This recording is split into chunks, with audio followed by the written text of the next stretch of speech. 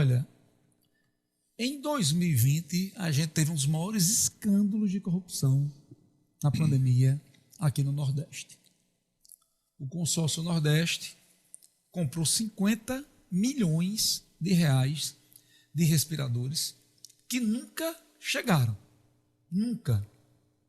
Quantas pessoas, eu queria perguntar aos governadores do Nordeste, que fazem parte do consórcio Nordeste, os senhores acham que morreram por falta de respiradores? Eu estou falando de 2020, na primeira crise e no auge da pandemia. Nunca chegaram. Pasmem, pasmem. Pagaram 34 milhões de reais com 4 dias, Luiz, a empresa que se apresentou após ser convidada para vender os respiradores, que não tinha sequer expertise de venda de material hospitalar. A atividade fim dela era cannabis. Cannabis. Luiz, pagaram a esta empresa um valor desse considerável antes dela emitir nota fiscal, antes de ter tomada de preço e pregão para a compra dos respiradores. Aqui no Rio Grande do Norte, Luiz, e na Bahia, foi aberta uma CPI. E essa CPI pediu o indiciamento de várias pessoas e nada aconteceu.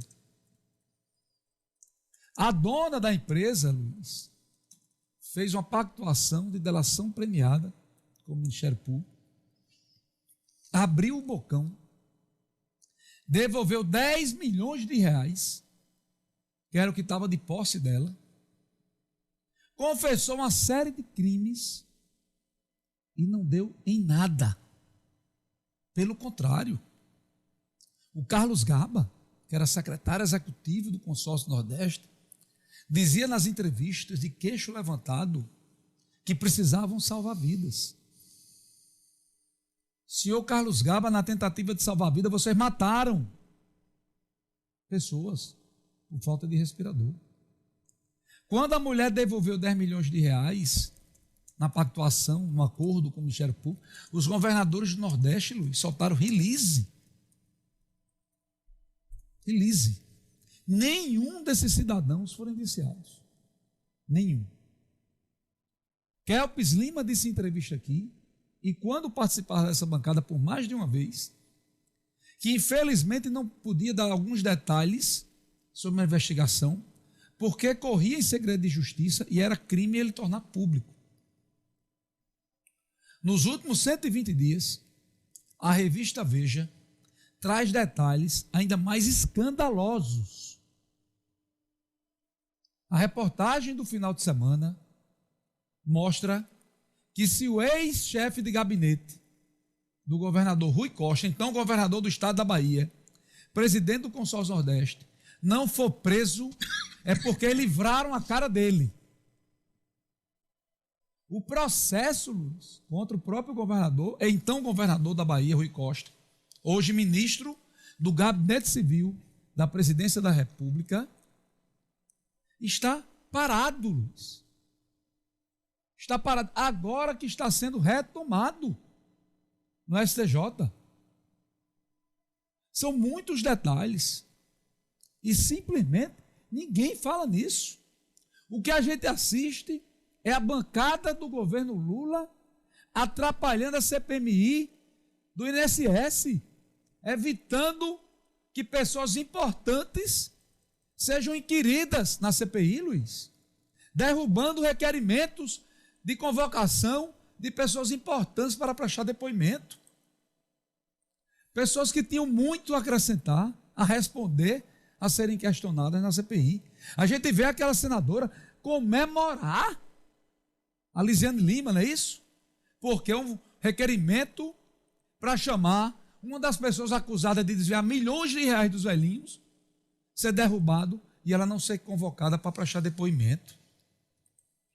A gente vê nesse país as pessoas envolvidas em corrupção, envolvidas em morte, não cumprirem penas, não serem sequer indiciadas. Mas vê um cara que foi presidente da República, por uma narrativa de tentativa de golpe, ser condenado a 25 anos de prisão. Em tempo recorde. A gente vê ladrões assumidos confessar que roubaram, Luiz, e pegaram em 2 anos de cadeia. Mas a gente vê a mulher que escreveu de batom na estátua do SF pegar 14 anos de prisão. A gente vê os ladrões livres e nas cenas do crime de novo nesse país. Mas quem ousou cometer a idiotice de entrar dentro de um prédio de poder, ser condenado a 20 anos de cadeia? A gente assistiu gente ser descondenada. Não foi descondenado porque as provas não eram válidas, não. Porque não roubou, não. Por uma estratégia jurídica que só foi possível a um grande complice. E a gente vê pessoas nas redes sociais olhar para mim agora no YouTube, que eu estou falando, dizer: perdeu, mané. Vá comer capim, gado. É esses que defendem os ladrões e os corruptos, que se acham superiores a nós, que estamos falando certo. Mas a revista Veja, mais uma vez, lembrando a velha Veja dos anos 90 e 2000, traz detalhes assustadores, Luiz Henrique e Renato Bahia, que a gente pode escorrer a partir de agora. Pois é, né? São 6.100 páginas, incluindo delações que detalham como o consórcio pagou milhões a uma empresa de cannabis. Isso tudo aí. Vamos lá, gente. Isso é muito a cara da justiça do Brasil. É inevitável fazer comparações quando a gente... Sabe foi o que a Cristiane Prestes disse? Que o objetivo da quadrilha, Luiz, era comprar 200 milhões de reais. Compraram 50, mas que o objetivo era comprar 200 milhões de reais. E tem um trecho que ela recebe uma ligação que fala, né, você nunca ganhou dinheiro tão fácil, está feliz? Estava só querendo ver quem foi que disse isso para ela. O secretário, o Bruno... Que era o secretário, um dos secretários do governo da Bahia, que fazia parte, correto? Secretário do governo da Bahia à época. Do consórcio. Né? É porque o presidente do consórcio na época era o governador Rui Costa, que hoje é o ministro da Casa Civil. O que a gente comenta aqui, não tem como não comparar, é a velocidade com que alguns inquéritos e processos caminham no Brasil e outros não caminham. Por uma questão de hierarquia jurídica aqui, esse processo ele teve no STJ, ora no STJ, ora dentro do STJ, e tem também implicações no Tribunal de Contas da União. O fato é que se passaram 5 anos de um escândalo que bateu à nossa porta. Eu estava verificando aqui, mas eu acho que o governo do Rio Grande do Norte conseguiu liminar para pagamento. Mas nunca recebeu. Eu queria saber se já recebeu alguma parte. Eu estava na dúvida, não consegui achar essa informação. Eu me recordo que conseguiam eliminar para os 4... Acho que o governo da Sergipe também. E houve uma devolução para o governo de Sergipe de uma das empresas. Mas no caso do Rio Grande do Norte, a minha dúvida é se nós recebemos algum valor. Ganhou a liminar, virou propaganda, ia entrar 1 milhão e pouco, mas não chegou a... eu estava na dúvida aqui. No caso de Sergipe foi 2.967.000.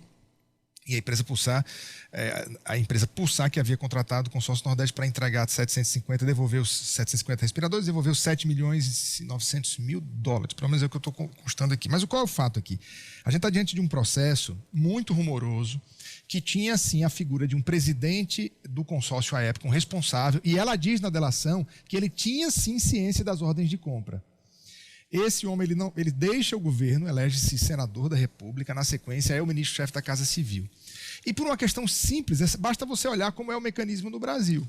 Esse processo ele não caminha, ele dormiu em berço esplêndido, para citar um trecho do nosso hino.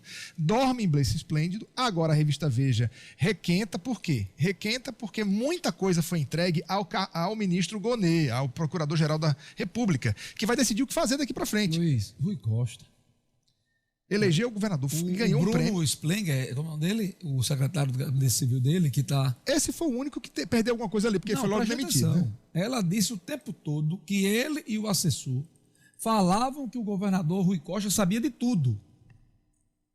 Que acompanhava tudo. Está na delação isso. Mas vocês, os 1.500 aparelhos que estão agora me escutando, você sabe o que é que Rui Costa disse na defesa dele no STJ?